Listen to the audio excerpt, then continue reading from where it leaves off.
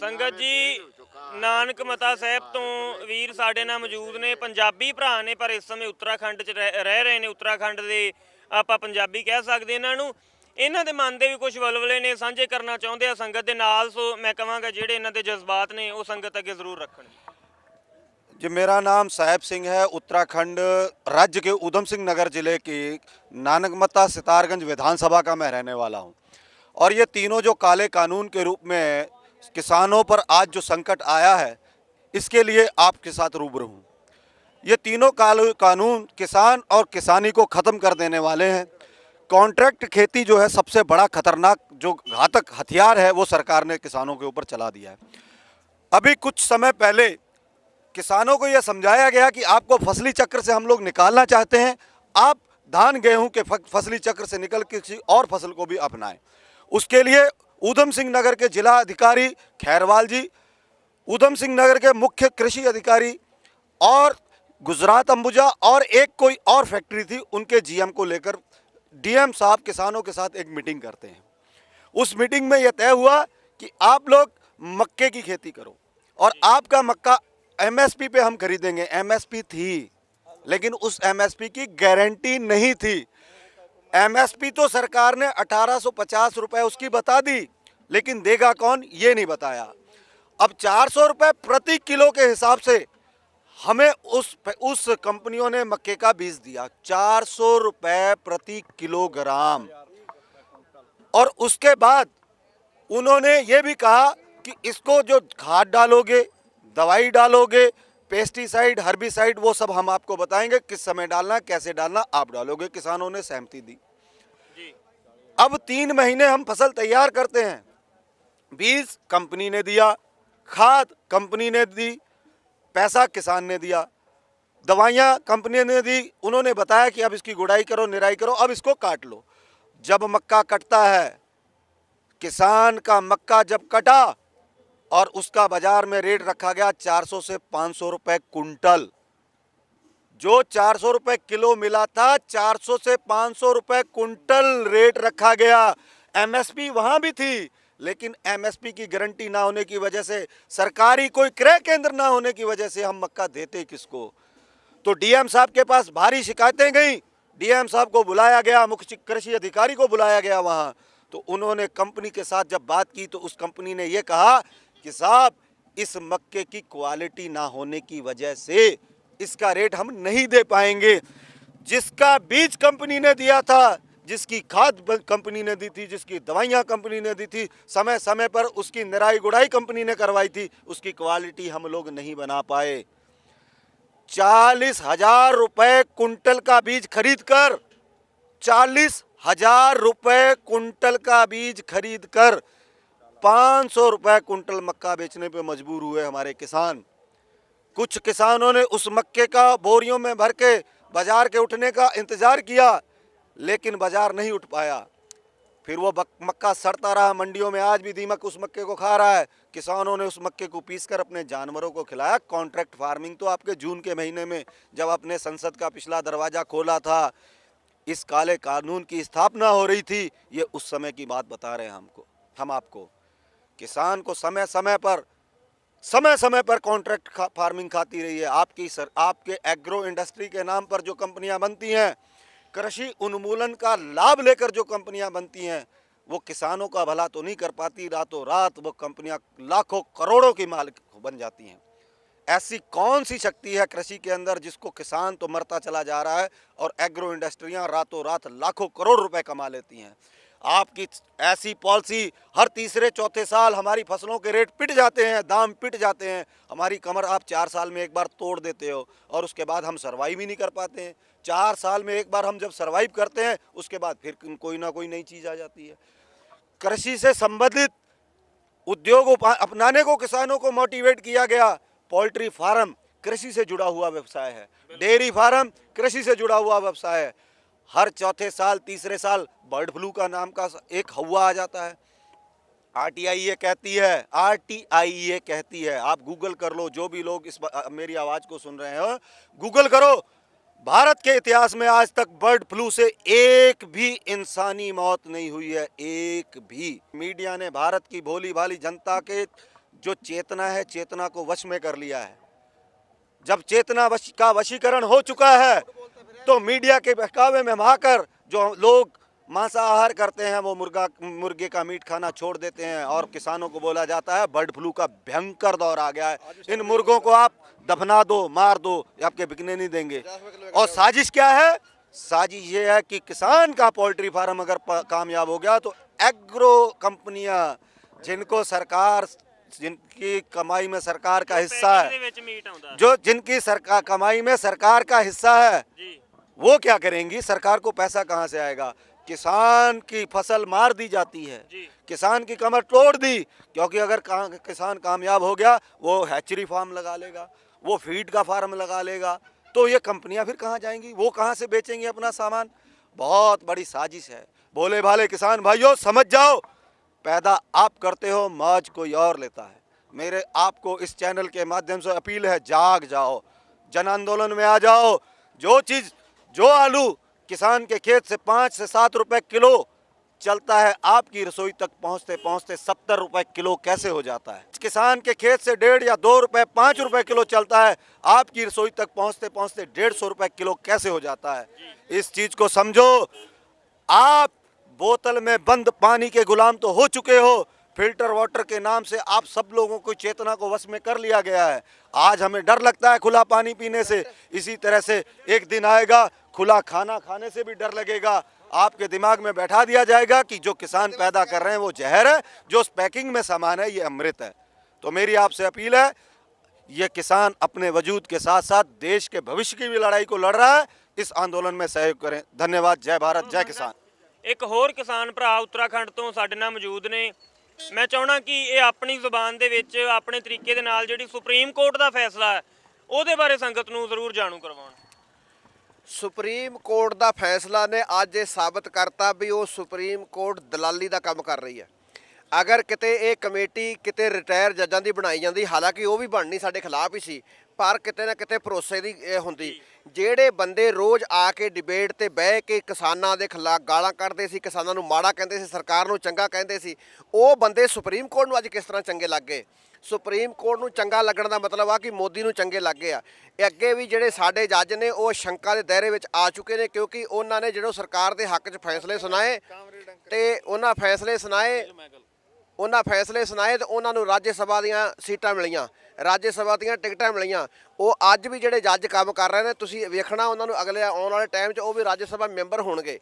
ਇਹ ਜਿਹੜਾ ਅੱਜ ਜਿਹੜੇ ਦਲਾਲ 4 ਸਾਡੇ ਸਾਹਮਣੇ ਪੇਸ਼ ਕਰਤੇ, ਅਸੀਂ ਸਿੱਖ ਕਿਸਾਨ ਕਦੇ ਵੀ ਉਹਨਾਂ ਨੂੰ ਪ੍ਰਵਾਨ ਨਹੀਂ ਕਰਨਗੇ, ਉਹਨਾਂ ਬੰਦਿਆਂ ਨੂੰ, ਕਿਉਂਕਿ ਉਹ ਬੰਦੇ ਪਹਿਲਾਂ ਹੀ ਇਹ ਸ਼ੰਕਾ ਦੇ ਦਾਇਰੇ 'ਚ ਨੇ। ਸੁਪਰੀਮ ਕੋਰਟ ਨੇ ਸਿਰਫ ਮੋਦੀ, ਮੀਡੀਆ ਕਹਿੰਦਾ ਸੀ ਅੱਜ ਅਸੀਂ ਮੋਦੀ ਸੁਪਰੀਮ ਕਹਿ ਦਈਏ, ਮੈਨੂੰ ਹੁਣ ਕੋਈ ਡਰ ਨਹੀਂ ਆ, ਕਿਉਂਕਿ ਸਾਨੂੰ ਹੁਣ ਮੁਕੱਦਮਿਆਂ ਦਾ, ਸਾਨੂੰ ਹੁਣ ਕਿਸੇ ਚੀਜ਼ ਦਾ ਡਰ ਨਹੀਂ ਰਿਹਾ, ਕਿਉਂਕਿ ਕਿਸਾਨਾਂ ਦਾ ਬਿਲਕੁਲ ਬੇੜਾ ਗਰਕ ਹੋ ਜਾ ਰਿਹਾ ਹੈ। ਅਸੀਂ ਹੁਣ ਕਿਸੇ ਸੁਪਰੀਮੋ ਨਹੀਂ ਮੰਨਦੇ।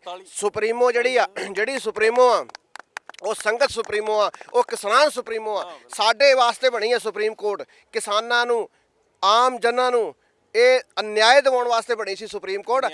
ਅੱਜ ਜਦੋਂ ਸਾਨੂੰ ਅਨਿਆਏ ਕਰ ਰਹੀ ਸਾਡੇ ਨਾਲ, ਤੇ ਅਸੀਂ ਇਹਨੂੰ ਸੁਪਰੀਮ ਨਹੀਂ ਮੰਨਦੇ। ਅਗਰ ਸੁਪਰੀਮ ਹੁੰਦੀ ਤੇ ਅੱਜ ਫੈਸਲਾ ਲੈਂਦੀ ਵੀ ਹਾਂ ਸਰਕਾਰ ਅਗਰ ਇਹਨਾਂ ਨੂੰ ਪਸੰਦ ਨਹੀਂ ਆ ਤੇ ਕਾਨੂੰਨ ਵਾਪਸ ਕਿਉਂ ਨਹੀਂ ਲੈ ਰਹੇ ਤੁਸੀਂ? ਕਾਨੂੰਨ ਜੇ ਵਾਪਸ ਨਹੀਂ ਲੈ ਜਾਂਦਾ ਇਹਦਾ ਮਤਲਬ ਸੁਪਰੀਮ ਕੋਰਟ ਵੀ ਇਹਨਾਂ ਦੇ ਦਾਇਰੇ ਦੇ 'ਚ ਆ ਚੁੱਕੀ ਆ। ਆਪਣਾ ਬੜਾ ਭਵਿੱਖ ਨਜ਼ਰ ਮੈਨੂੰ ਮਾੜਾ ਆ ਰਿਹਾ ਹੈ, ਕਿਉਂਕਿ ਸੁਪਰੀਮ ਕੋਰਟ ਤੇ ਵੀ ਕਬਜ਼ਾ, ਮੀਡੀਆ ਤੇ ਵੀ ਕਬਜ਼ਾ, ਸਾਰੇ ਚੀਜ਼ਾਂ ਤੇ ਇਹਨਾਂ ਦਾ ਕਬਜ਼ਾ ਹੋ ਰਿਹਾ ਹੈ। ਸਹੀ ਇਹ ਸੋਸ਼ਲ ਮੀਡੀਆ ਤੇ ਵੀ ਕਬਜ਼ਾ ਕਰਨ ਦੇ ਵੱਲ ਨੂੰ ਇਹਨਾਂ ਦਾ ਇਸ਼ਾਰਾ ਜਾ ਰਿਹਾ ਹੈ।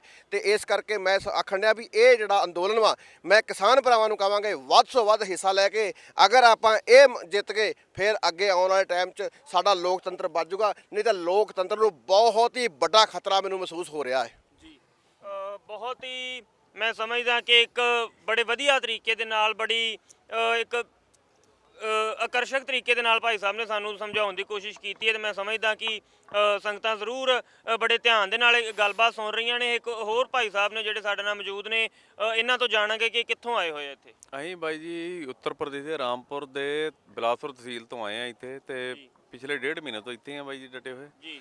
ਤੇ ਸਰਕਾਰਾਂ ਦੀਆਂ ਚਾਲਾਂ ਰੋਜ਼ ਨਵੀਂ ਗੱਲ ਕਰਦੇ ਆ ਕਿ ਅੱਜ ਸੱਦ ਲਓ, 8 ਨੂੰ ਸੱਦ ਲਓ, 10 ਨੂੰ ਸੱਦ ਲਓ, 15 ਨੂੰ ਸੱਦ ਲਓ, 20 ਨੂੰ ਸੱਦ ਲਓ। ਤੇ ਇਹਨਾਂ ਨੇ ਅੱਜ ਤੱਕ ਇਹ ਤਮਾਸ਼ਾ ਜਿਹਾ ਬਣਾਤਾ ਕਿ ਬਾਂਦਰ ਮਦਾਰੀ ਵਾਲਾ ਨਹੀਂ ਗਾ, ਖੇਲ ਦਿਖਾਉਣ ਜਾਦੂਗਰ ਆਊਗਾ ਜੀ 5 ਨੂੰ ਆਊ, ਕਦੇ 2 ਨੂੰ ਆਊ, ਕਦੇ 8 ਨੂੰ ਆਊ, ਕਦੇ 23 ਨੂੰ ਆਊਗਾ, ਕਦੇ 28 ਨੂੰ ਆਊਗਾ ਜੀ। ਬਿਲਕੁਲ ਤੇ ਹੁਣ ਆਊਗਾ 15 ਨੂੰ। ਕਿੰਨਾ ਚਿਰ ਹੋ ਗਿਆ ਮੇਰਾ ਵੀਰ? ਇਹ ਤਾਂ ਆਪਣੀ ਜਨਤਾ ਨੂੰ ਵਿੱਚੋਂ ਵਿੱਚ ਹੀ ਇੱਕ ਤਾਂ ਆਪਣੇ ਪੈਰਲਰ ਕਿਸਾਨ ਸੰਮਤੀ ਖੜੀ ਕਰਦੇ ਆ, ਆਪਾਂ ਨੂੰ ਦੱਸਦੇ ਜਿਹੜੇ ਆ ਵਿਚਾਰੇ ਇੱਥੇ ਖੜੇ ਆ ਇਹ ਕਿਸਾਨ ਨਹੀਂ ਗੇ, ਤੇ ਜਿਹੜੇ ਸਰਕਾਰ ਦੀਆਂ ਗੱਡੀਆਂ ਤੇ ਆਉਂਦੇ, ਸਰਕਾਰੀ ਬੱਸਾਂ 'ਚ ਆਉਂਦੇ ਆ ਉਹ ਕਿਸਾਨ ਹੁੰਦੇ ਆ। ਇੱਕ ਤਾਂ ਅਸਲੀ ਔਰ ਨਕਲੀ ਕਿਸਾਨ ਦੀ ਨਾ ਪਰਿਭਾਸ਼ਾ ਇਹਨਾਂ ਨੇ ਬਣਾਈ। ਰਾਮਲੀਲਾ ਮੈਦਾਨ 'ਚ ਇੱਕ ਦਿਨ ਇਹਨਾਂ ਸੱਦੇ ਸੀ, ਜਿਹੜੇ ਅਸਲੀ ਕਿਸਾਨ ਆਏ ਸੀ ਆ ਸਾਨੂੰ ਨਕਲੀ ਦੱਸਦੇ ਆ, ਜਿਹੜੇ ਅਸਲੀ ਆਏ ਸੀ ਨਾ ਤੇ ਉਹ 24 ਘੰਟੇ ਕੀ 12 ਘੰਟੇ ਵੀ ਰਾਤ ਠੰਡ ਨਹੀਂ ਸਾਰ ਸਕੇ ਤੇ ਅੱਧੀ ਰਾਤ ਨੂੰ ਭੱਜ ਗਈ। ਸਵੇਰੇ 6 ਵਜੇ ਜਦੋਂ ਬੰਦੇ ਗਏ ਪੱਤਰਕਾਰ ਦੇਖਣ ਤੇ ਉੱਥੇ ਕੋਈ ਬੰਦਾ ਨਹੀਂ ਸੀ, ਉੱਥੇ ਸਿਰਫ ਪਰਾਲੀਆਂ ਤੇ ਟੈਂਟ ਖੜੇ ਸੀ।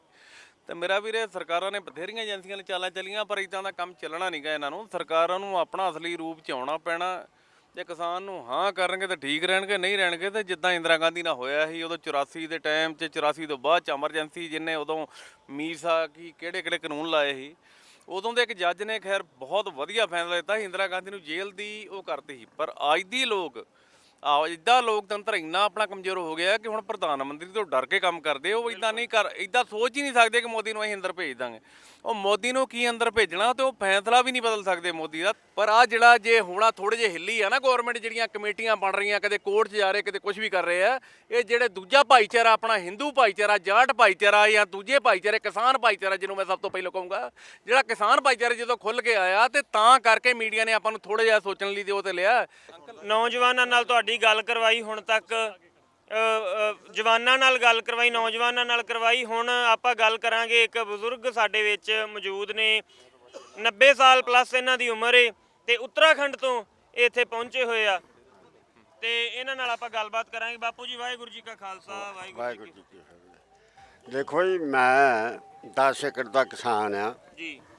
30 ਸਾਲ ਮੈਂ ਆਪਣੀ ਜ਼ਿੰਦਗੀ 'ਚ ਹਲ ਵਾਇਆ ਹੈ ਜੀ ਤੇ ਹੁਣ ਬੇਟਾ ਟਰੈਕਟਰ ਨਾਲ ਖੇਤੀ ਕਰ ਰਿਹਾ ਜੀ। ਸਾਰੀ ਉਮਰ ਦੇ ਵਿੱਚ ਇੱਕ ਗਰੀਬੀ ਹੀ ਕੱਟੀ ਆ। ਇਹਦਾ ਕਾਰਨ ਇਹ ਆ ਜਿਹੜੀ ਕਿਸਾਨ ਦੀ ਸੁਣਵਾਈ ਨਹੀਂ। ਕਿਸਾਨ ਜਿਹੜਾ ਵਾ ਉਤਪਾਦਨ ਕੇਵਲ ਹਿੰਦੁਸਤਾਨ ਦਾ 16% ਕਰਦਾ ਹੈ ਕਿਸਾਨੀ ਜੀ।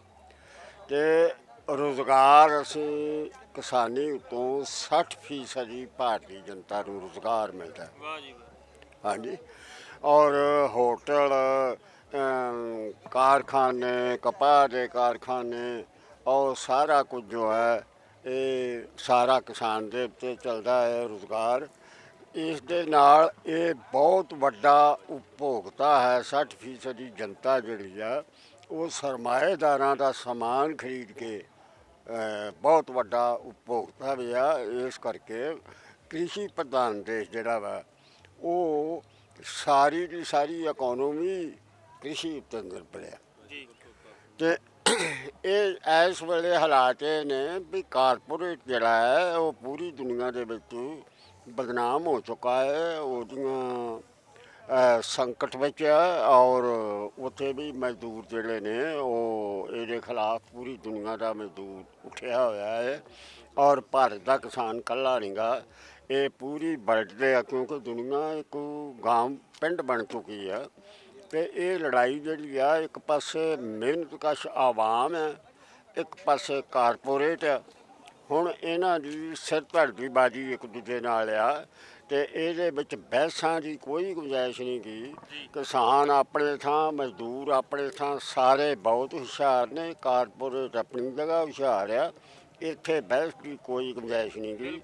ਇਹਦੇ ਵਿੱਚ ਇਸ ਵੇਲੇ ਕੋਰਟ ਜਿਹੜੀ ਹੈ, ਕੋਰਟ ਇਹਦੀ ਅੰਧੀ ਤੇ ਬੇਸ਼ਰਮੀ ਤੇ ਉੱਪਰ ਆਈ ਹੈ ਕਿ ਇੱਕ ਪਾਸੇ ਤੇ ਸਰਕਾਰ ਨੂੰ ਫਟਕਾਰ ਲਾਤੀ, ਦੂਜੇ ਪਾਸੇ ਸਰਕਾਰ ਦੇ ਹੀ ਆਦਮੀ ਜਿਹੜੇ ਅੱਜ ਸਰਕਾਰੀ ਅਹੁਦਿਆਂ ਉੱਤੇ ਨੇ ਉਹਨਾਂ ਨੂੰ ਕਿਸਾਨ ਕਮੇਟੀਆਂ ਜਿਹੜੀਆਂ ਅੰਦੋਲਨਰਤ ਨੇ ਉਹਨਾਂ ਨੂੰ ਬਗੈਰ ਪੁੱਛਿਆਂ ਕਿਸਾਨਾਂ ਦੀ ਇੱਕ ਕਮੇਟੀ ਬਣਾ ਦਿੱਤੀ ਹੈ, ਜਿਹੜੀ ਕਮੇਟੀ ਆਪਣੀ ਰਿਪੋਰਟ 2 ਮਹੀਨੇ 'ਚ ਦੇਵੇਗੀ।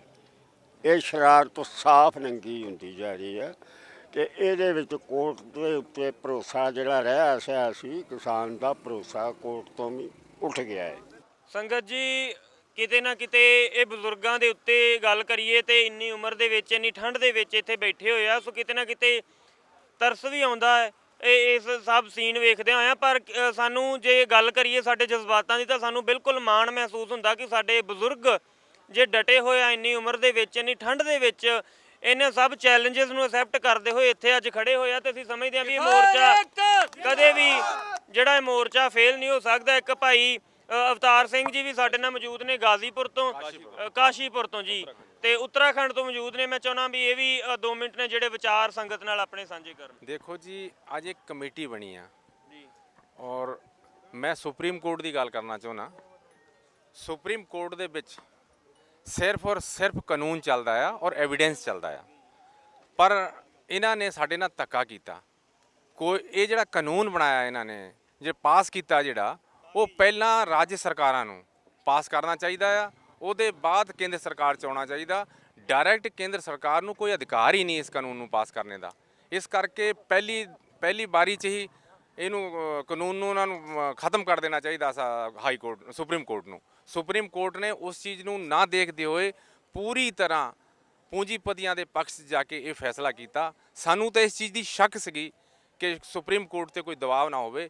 ਅੱਜ ਆਹ ਜਿਹੜੇ 4 ਬੰਦੇ ਉਹਨੀ ਕਮੇਟੀ ਦੇ ਲਾਏ ਨੇ ਇਸ ਸਾਡੇ ਕਾਨੂੰਨ ਨੂੰ ਦੇ ਨਾਲ, ਉਹ ਬਿਲਕੁਲ ਹੀ ਜ਼ਾਹਿਰ ਹੋ ਗਿਆ ਕਿ ਉਹ ਲੋਕ ਜਿਹੜੇ ਨੇ ਉਹ ਪੂਰੇ ਤਰ੍ਹਾਂ ਸਰਕਾਰ ਦੇ ਲੋਕ ਨੇ, ਔਰ ਸਰਕਾਰੀ ਉਹਨਾਂ ਨੇ ਹੀ ਸਾਡੇ ਖਿਲਾਫ ਇਹ ਕਾਨੂੰਨ ਬਣਾਇਆ ਸੀ। ਡਰਾਫਟ ਵੀ ਉਹਨਾਂ ਲੋਕਾਂ ਨੇ ਹੀ ਕੀਤਾ ਸੀ। ਇਸ ਕਰਕੇ ਇਹਦਾ ਕੋਈ ਮਤਲਬ ਨਹੀਂ ਰਹਿ ਜਾਂਦਾ ਇਸ ਕਮੇਟੀ ਦਾ।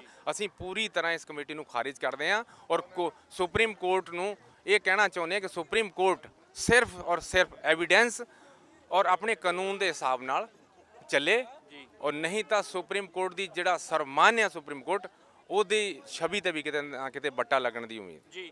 ਸੋ ਸੰਗਤ ਜੀ, ਬੜੀਆਂ ਵਡਮੁੱਲੀਆਂ ਜਾਣਕਾਰੀਆਂ ਸਾਡੇ ਨਾਲ ਸਾਂਝੀਆਂ ਕਰ ਰਹੇ ਆ ਸਾਰੇ ਕਿਸਾਨ ਭਰਾਓ। ਆਓ ਆਪਾਂ ਜਿਹੜੇ ਹੋਰ ਵੀ ਇੱਥੇ ਕਿਸਾਨ ਜੁੜੇ ਹੋਏ ਆ, ਡਟੇ ਹੋਏ, ਆਪਾਂ ਉਹਨਾਂ ਨਾਲ ਵੀ ਗੱਲਬਾਤ ਕਰਦੇ ਹਾਂ। ਸੰਗਤ ਜੀ, ਚੌਧਰੀ ਚਰਨ ਸਿੰਘ ਜੀ ਲੰਮਾ ਸਮਾਂ ਸਿਆਸਤ ਦੇ ਵਿੱਚ ਰਹੇ ਆ, ਉਹਨਾਂ ਦੇ ਭਤੀਜੇ ਨੇ ਸਾਡੇ ਨਾਲ ਮੌਜੂਦ ਨੇ। ਇਸ ਸਮੇਂ ਗਾਜ਼ੀਪੁਰ ਬਾਰਡਰ ਦੇ ਉੱਤੇ ਖੜੇ ਆ, ਉਹਨਾਂ ਨਾਲ ਗੱਲਬਾਤ ਕਰਾਂਗੇ ਕੀ ਇੱਥੋਂ ਦੀ ਸਥਿਤੀ ਹੈ ਤੇ ਸਾਰੇ ਮੋਰਚੇ ਦੀ ਜੇ ਆਲ ਓਵਰ ਗੱਲ ਕਰੀਏ ਤੇ ਕੀ ਸਥਿਤੀ ਹੈ। ਮੈਂ ਚਾਹਣਾ ਕਿ ਉਹ ਜਿਹੜੀ ਸਾਡੇ ਨਾਲ ਸਾਂਝੀ ਕਰਨ। ऐसा है सर, अगर चौधरी चरण सिंह जी के लड़के चौधरी अजीत सिंह आज पार्लियामेंट में होते हिंदुस्तान की, तो किसान को बॉर्डर पे नहीं आना पड़ता, अकेले ही पार्लियामेंट को हरा देते। और हम रणधीर सिंह सिंधु जी हैं जो इनका बड़ा आदर करते हैं, बड़ा सम्मान कर रहा है आज किसान। इन्होंने हमारा कपड़े लत्ते देखे, बारिश में यहाँ भीगते हुए देखे, इन्होंने हमारे यहाँ आके यूके से इंतजाम किए, बहुत अच्छे टेंट लगाए। हम इनका आभार व्यक्त करते हैं, हम इनके सदा आभारी रहेंगे। तो सर, अगर बात करें अभी मोर्चे की, कल सुप्रीम कोर्ट का भी जो फैसला आया वो भी काफ़ी चिंताजनक है किसानों के लिए। सभी जो स्थिति है मोर्चे की वो इस समय काफ़ी कॉम्प्लिकेटेड है, उसके बारे में आपके क्या विचार हैं? मेरे विचार ये हैं जी, कोर्ट भी मानेगा और मोदी सरकार भी मानेगी, थोड़ा टाइम लगेगा जी, मानना पड़ेगा जी। किसानों की आत्मा का शीश ऐसा इन्हें दिया जाएगा कि भगवान ऊपर वाला वाहेगुरु इनकी बुद्धि फेरेगा जरूर। और अगर इनकी बुद्धि नहीं फिरती तो नरक में जाएंगे। या किसान के आत्मा की आवाज़ है, और हम भी नहीं हटेंगे, और हम भी हटने वाले नहीं हैं। चाहे महीना हो जाओ, 2 महीने हो जाओ, 6 महीने हो जाओ, 2024 लोकसभा भी आ जाओ चाहे। और अगर ये कानून वापस नहीं लेते तो हिंदुस्तान की जब पूरी जनता सड़कों पर आ जाएगी तो बीच में ही मध्यवर्ती चुनाव ना हो जाए, ना भाजना ना पड़ जाए। ऐसा भी हो सकता है। हम इरादे से हैं और बुलंद हैं। हर गांव में पंचायतें चल रही है, हटने वाले हैं और हटने वाले हैं। ਜਿਹੜੇ ਹੌਸਲੇ ਆ ਕਿਸਾਨ ਭਰਾਵਾਂ ਦੇ, ਆਪਾਂ ਅੱਗੇ ਵੀ ਸਾਰੇ ਮੋਰਚੇ ਦੀ ਤਸਵੀਰ ਦੇਖੀ ਏ, ਹੁਣ ਵੀ ਇੱਥੇ ਇੱਕ ਸਾਈਡ ਤੇ ਖੜੇ ਆ। ਉਹ ਜਿਹੜੇ ਮੋਰਚੇ ਨੇ ਉਹ ਬਿਲਕੁਲ ਬੁਲੰਦ ਨੇ ਤੇ ਨਾਲ ਦੀ ਨਾਲ ਹੀ ਸੰਗਤ ਏਡ ਦਾ ਜਿਹੜਾ ਧੰਨਵਾਦ ਵੀ ਕਰ ਰਹੀਆਂ ਨੇ ਸੰਗਤਾਂ। ਜੋ ਮੈਂ ਦਿਖਾਉਣਾ ਚਾਹਾਂਗਾ ਕਿ ਇਹ ਜਿਹੜੇ ਟੈਂਟ ਨੇ ਸੰਗਤ ਏਡ ਦੀ, ਜਿਹੜੀ ਸੰਗਤ ਜਿੰਨੀ ਵੀ ਨਾਲ ਜੁੜੀ ਏ, ਜਿਹੜੀ ਆਪਣਾ ਦਸਵੰਧ ਸੇਵਾਵਾਂ ਦੇ ਲੇਖੇ ਲਗਾਉਂਦੀ ਏ, ਹਰ ਵਾਰ ਜਿਹੜਾ ਉਹ ਉਹਨਾਂ ਦਾ ਵੀ ਦਿਲ ਕਰਦਾ ਕਿ ਅਸੀਂ ਵੀ ਆਪਣਾ ਹਿੱਸਾ ਪਾਈਏ ਮੋਰਚੇ ਦੇ ਵਿੱਚ, ਸਾਡੀ ਵੀ ਜਿਹੜੀ ਹਾਜ਼ਰੀ ਉਹ ਲੱਗੇ। ਤੇ ਆਪਾਂ ਇੱਕ ਲੰਮੀ ਕਤਾਰ ਦੇਖ ਸਕਦੇ ਹਾਂ, ਕਾਫੀ ਲੰਮੀ ਕਤਾਰ ਜਿਹੜੀ ਇੱਥੇ ਟੈਂਟਾਂ ਦੀ ਉਹ ਇਸ ਸਮੇਂ ਲੱਗੀ ਹੋਈ ਏ।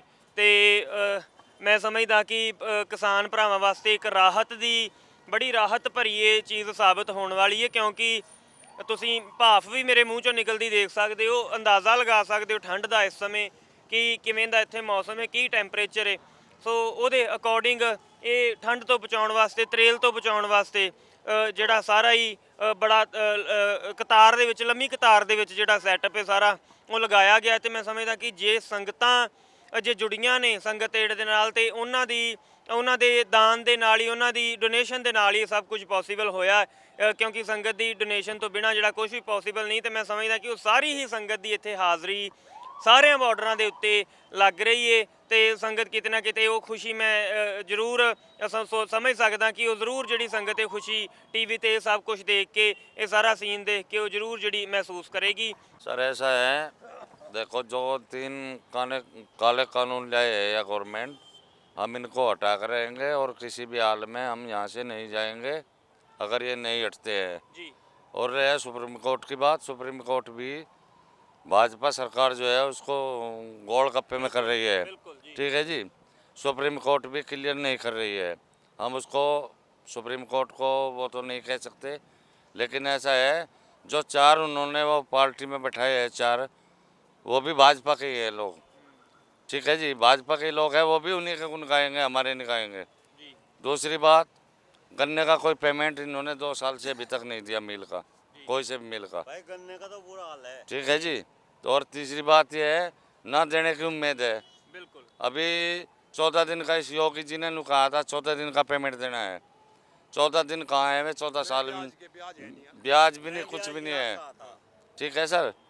और अब तक कोई डिसाइड नहीं हुआ, ना कुछ करे, झूठे जुमले हैं इनके सब जो है जुमले झूठे हैं सब, आज तक कोई पर सच एक बात बड़ी नहीं। ਵੱਡੀ मैं समझदा, मैं हिंदी च गल करना चाहूँगा, मैं समझता हूँ कि एक बहुत बड़ी बात है, किसानों की पेमेंट्स फंसी हुई हैं, उसके बावजूद भी वो यहाँ पे डटे हुए हैं। कितनी बड़ी बात है कि ये सब कुछ होने के बावजूद भी उनका, मैं समझ सकते हैं कि थोड़ी सी पेमेंट रुक जाए किसी तरह से तो पूरा बजट हिल जाता है बंदे का, लेकिन उसके बावजूद भी यहाँ पे डटे हुए हैं पूरे, मतलब एक निश्चय के साथ, एक मतलब एक पॉजिटिव सोच को लेके यहाँ पे वो खड़े हुए हैं सारे ही मोर्चों पे। अगर अकेले गाजीपुर बॉर्डर की बात नहीं करूँगा, सारे ही मोर्चों पे। थोड़ी होर गलबात इन्हां नाल करते हैं। भाई साहब जी, एक मैं चाहना तुसीं अपने विचार जिहड़े ज़रूर रखो, क्योंकि इस समय संगत टैलीविज़न के जरिए सारिया संगतां तुहानूं देख रही हैं, जिन्हां ने सारा सैटअप अरेंज करवाया है। मैं चाहना कि तुसीं ज़रूर अपने जिहड़े लफ्ज़ ने दो उन्हां वास्ते भी ज़रूर पेश करो।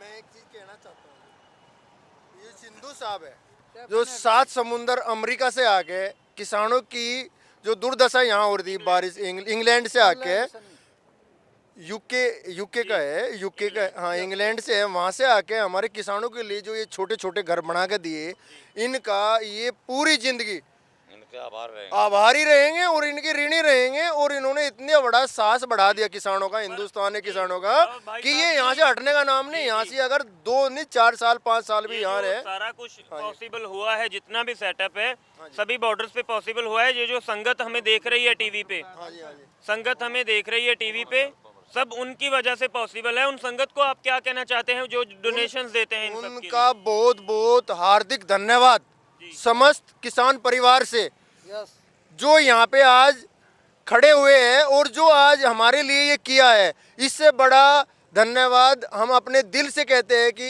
इनको भगवान इतनी शक्ति दे कि ये जितने भी मदद हमारी कर रहे हैं उससे ज़्यादा इनको और मदद करने की सहायता हो और हौसला दे इनको। एक चीज़ और बताऊं, ये किसानों के लिए एक बिल और लाए हैं। अगर गांव में किसान एक भैंस रखेगा और दूसरी भैंस अगर वो रखेगा या भैंस ब्यावगी, उसका जो बच्चा होता है उसका मीटर कॉमर्शियल लगाएगी ये गवर्नमेंट। हाँ बिल्कुल, ये सुनना चाहिए। ये भी सुनाई में बताओ कि मतलब किसान जो 6 भैंस रखता था कांग्रेस के टाइम में, पहली गवर्नमेंट के टाइम में कोई दिक्कत ही नहीं थी, कोई परेशानी नहीं थी। इस गवर्नमेंट ने ये कानून बना रही, अगर भैंस ने करड़ा दे दिया तो उस करड़े के कहाँ मोदी के सिर पे रखेंगे या योगी के सिर पे रखेंगे?